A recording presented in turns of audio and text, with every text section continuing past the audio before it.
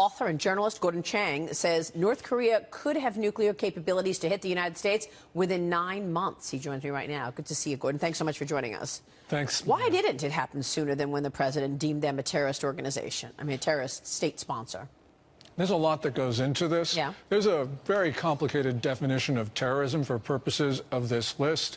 State Department needed to work through that, and they just picked a time when they could also talk to Japan, South Korea, China, all the countries in the region, sort of laying the groundwork on the president's 12-day trip. So that's why it happened after the trip, not during the trip. So tell me what the implications of this are. Declaring them a state sponsor of terrorism means what in a practical manner?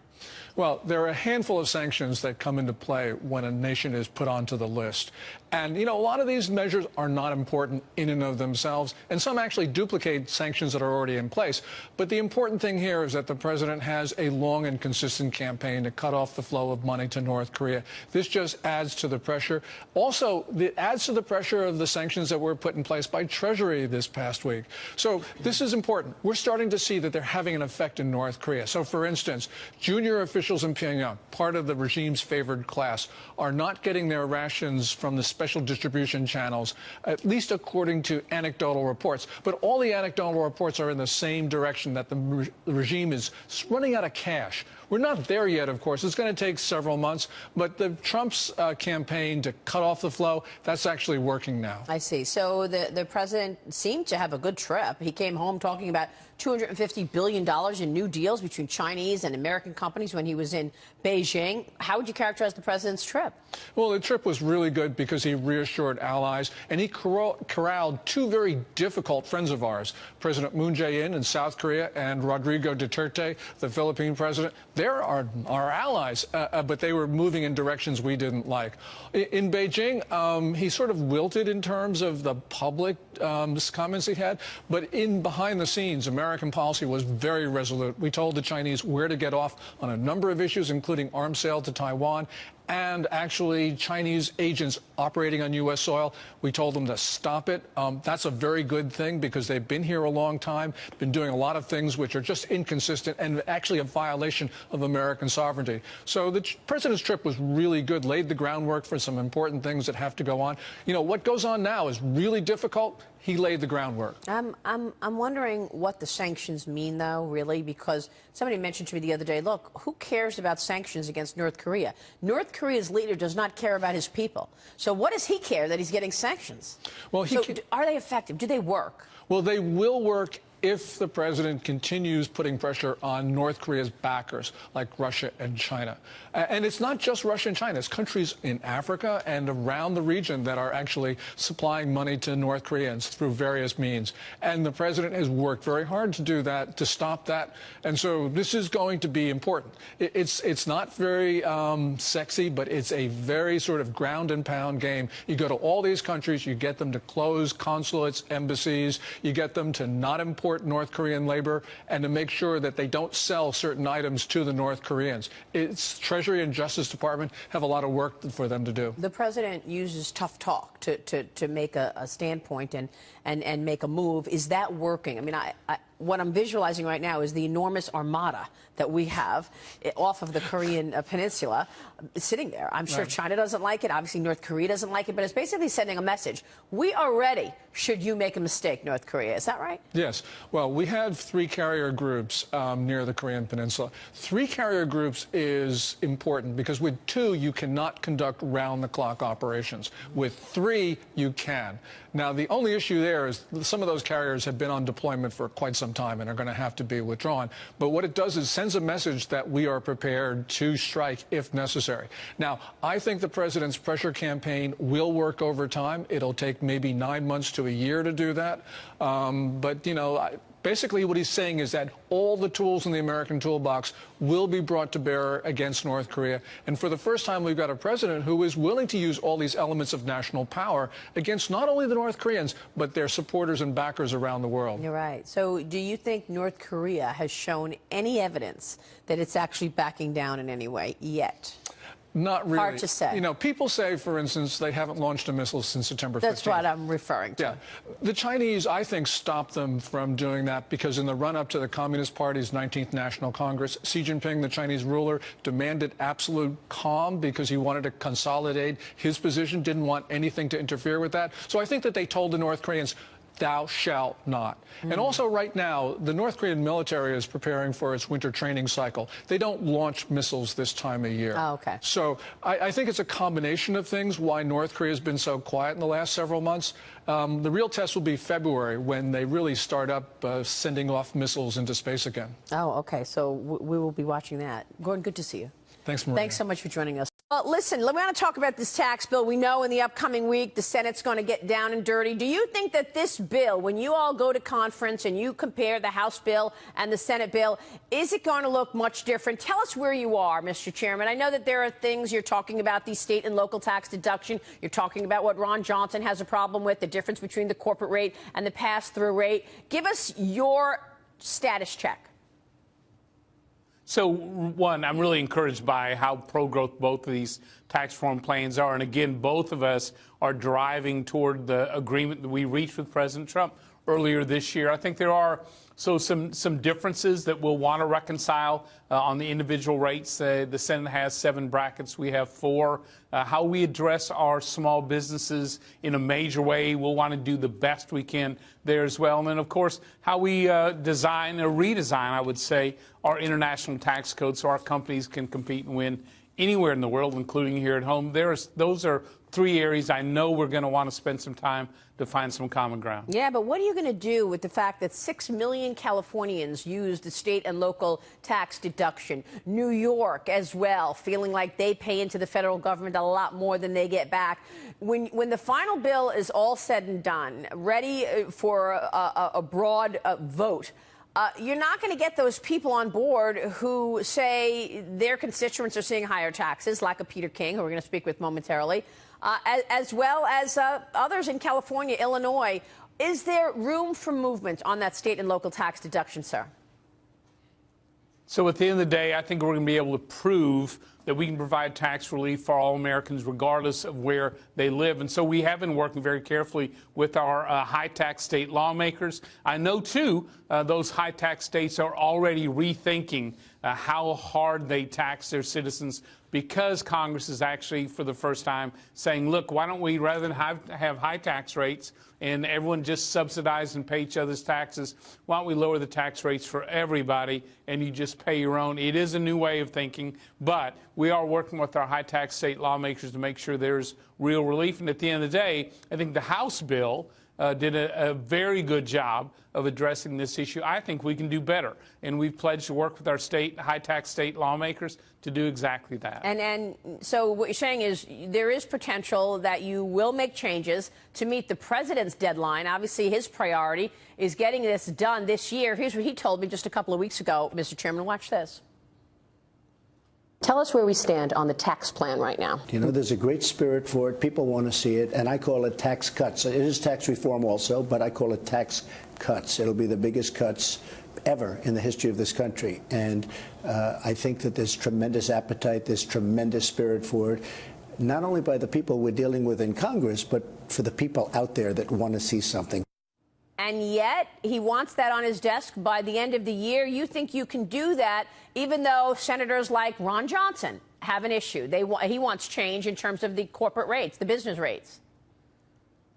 Yeah, so Maria, I believe we can. I predict we will have a new tax code for the new year and for a new era of American prosperity. We deserve it. Americans deserve a new tax code. And I'll tell you, whether you're in New York or California, Illinois, we're continuing to see our jobs in our plants and our research march overseas. It's time to end that. And I think any senator, any member of Congress who defends the status quo, look, I think Americans are hungry for a new code. Let me ask you this, Mr. Chairman. The president and you as well keep saying that this is really for the middle class. The tax cuts are going to impact the middle class, and they're going to put more money in their pockets. We get that.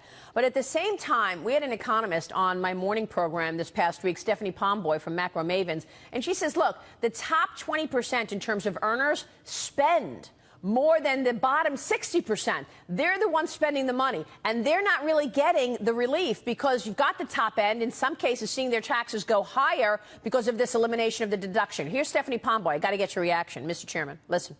What's concerned me is that all of the focus has been on the corporate side, which is great. Again, we do need to reform the corporate tax code. It doesn't do enough for consumers, especially at the high end. I mean, I hate to say this, and we've talked about it before, but the top 20% do 60%. They spend more than the bottom 60% of consumers.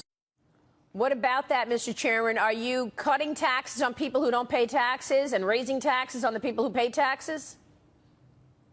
The answer is no. We provide tax relief at every level. I know the House tax reform plan that we passed is 70% of the tax relief goes to those families making less than $200,000, sort of that range of middle class from the low tax to the high tax states that we all worry about. So we deliver in a good sense there. But we deliver tax relief at every level, and you have to look underneath that rate itself because we're continuing the mortgage deduction, charitable deduction, the property tax deduction. We eliminate the AMT. We eliminate a number of those provisions that actually did impact and raise taxes on our more successful Americans. Because we make those changes underneath the rate, you have to look more carefully than you did in the past. So at the end of the day, I think everyone's going to keep more of what they earn. Yeah, and I totally believe that moving the corporate tax rate the way you are hoping to will actually have broad impact and move the needle on economic growth. But let me ask you, got to get to the spending side of this, Mr. Chairman, because you guys just passed a budget, really narrow margin, $47 trillion budget, and yet not a lot of spending cuts, sir. People are wondering when, in fact, the $20 trillion in debt that we talk about so much becomes a priority. When will that be, sir? Yeah, I think it is in this tax reform plan. Here's why. Look, every business that gets itself in trouble has to do two things. It has to cut its spending, and it has to increase its revenue. Tax reform is all about increasing that revenue. I also will tell you that, just taking a step back to a comment you made, when you look at our high tax states, many of them are also economic engines of the U.S. economy. So when you lower those rates so our businesses, whether they're Main Street businesses or they're competing around the world, can compete and win and reinvest those dollars back in the United States, all of which they can't do today, you're going to see growth in state and local revenues. You're going to see it in individuals and families' pocketbooks. You're going to see it in higher paychecks along those Main Street businesses. So, look, there is a lot from an economic growth standpoint that this tax code really drives. Yeah, look, you had $1.5 trillion to work with. That was what it was agreed upon for your tax cuts. $900 billion of that are the business cuts, and I believe that because I do believe in the fact that when you create an environment for business that's more attractive, they will in fact turn around and invest and hire more workers. I get that. But at the same time, when you're looking at this tax plan, people want change, but you do seem to have Lisa Murkowski now in the Senate on the plan. She is agreeing to eliminate that individual mandate. Do you think that makes it in the final bill? Well, look, we'll see. We're anxious for the Senate to deliver on tax reform, how they do it, the design that they bring to the table. Look, we're just urging them and encouraging them on. The House, as you know, has passed the repeal of the mandate repeatedly, so there's strong support over here in the House for it. And look, there's a case to be made. This is all about eliminating taxes on low and middle income families. The individual mandate does hurt many of those families who can't afford, don't want Obamacare. So we're just encouraged the Senate's acting. We hope they deliver this week, and really anxious to get to a conference and find that common ground. Yeah, it's going to be a big victory for you once you do pass this. Is the next priority infrastructure or welfare or what? What's the next priority when you look into 2018 once this goes through? Yeah, I think both of those, Maria. Infrastructure is a key part of our economy. We know more needs to be done, but we need more workers, qualified workers. Yeah. We think a lot of them are trapped in the government today, so we're anxious to help them get to that good-paying job. Mr. Chairman, it's good to see you. Thanks so much. Thank you, Maria. So walk us through what the problem is here. I recognize that a lot of people use that state and local tax deduction. In fact, when you look at California, which is the largest user of it, 6 million Californians use that deduction. What's the story in New York? How much will an average New Yorker's tax go up without that deduction? No, we're still trying to compute that, but they're definitely going to go up. I would say the average homeowner could have an increase of over $1,000, maybe more than that, $2,000, $3,000. Again, it's difficult to fully compute it right now, but there's no doubt there will be increases. And believe me, I more than as much as anyone wanted to vote for across-the-board tax cuts. I believed in the Kemp Roth tax cuts. I believed in John Kennedy's tax cuts. I believe the Bush tax cuts of the early 2000s. They work, but not at the expense of a whole region of the country. And that's what's happening here. I mean, in New York, in my district alone, I think 48% of the people itemize. And many of the homes, even though they're modest homes and the salaries are not that high, you could have people paying $15,000, $20,000, $25,000 in combined property and state income taxes. And obviously there's homes that are higher than that. So individuals get hurt, right, but also the entire state is going to be hurt as far as revenue. Is there any reason to believe that, Congressman, as much as this hurts, and you are going to see your constituency higher taxes, right, since they can't use that deduction anymore, is there any reason to believe that this is actually the right thing to do because these high tax states hide behind the fact that they could use that deduction? I mean, look at New Jersey. The new state legislator comes in. The first thing, by the way, the first thing Mr. Murphy said when he won governor of New Jersey is, I'm going to get going on my higher taxes. I'm going to raise taxes on the millionaires. We're going to get that millionaire tax going. And yet, after the news of the tax plan hits, the state legislature, the New Jersey Senate President Steve Sweeney says, we're going to have to reevaluate everything. If a federal bill repealing the state and local tax deduction becomes law, I'm just saying that what's happening in Washington is concerning the hell out of me, he says. So in other words, what I'm saying is over time, maybe the elimination of this deduction will get these governors and these assembly people to say, you know what, I've got to cut taxes on a state level because they're sky high and they hide behind the federal government. Yeah, but it's not exactly like that. Listen, I agree that Murphy coming in New Jersey, that would have been guilty of excess there. We've also gone through 8 years with Chris Christie where he did try to put some controls on spending. The fact is there's always going to be higher taxation in states like New York and New Jersey because of the fact that we get shortchanged on federal revenues. We've gone over this before, but New York gets $48 billion less from the federal government than it pays in revenues. Other states get twice as much, almost twice as much back as they put in. So we have to make that up somehow. If we could get that $48 billion back in New York, that would make it a lot easier for us to reduce the revenues or to reduce the, the tax rates. Right. So, I mean, that's all part in there. What I'm saying is treat us all equally. And I don't think that it benefits the entire country when you have one whole region of the country, in effect, having a redistribution of wealth away from it. Yeah. No, I think you make a lot of good points, Congressman. I know what you're talking about, living in New York, by the way. Let me ask you this. Do you expect the Senate bill to look very different than the House bill? Because Susan Collins said, look, I think we should leave that deduction in there. What do you think stays? What do you think goes when senators come back this upcoming week? Yeah, I would hope, first of all, I have a great regard for Senator Collins. I'm glad she's brought this up because in some ways she's a lonely voice on the Republican side on this issue in the Senate. But again, she has said that she believes a way can be found to do it, maybe a slight adjustment in the corporate tax rate. But again, I think the problem here was right from the start, they saw this large amount they could take, and that was going to finance the tax cut. I mean, they're talking about, they can go up to 1.5 trillion, and 1.3 trillion they claim is coming from SALT. I mean, to me, it was like too easy a target.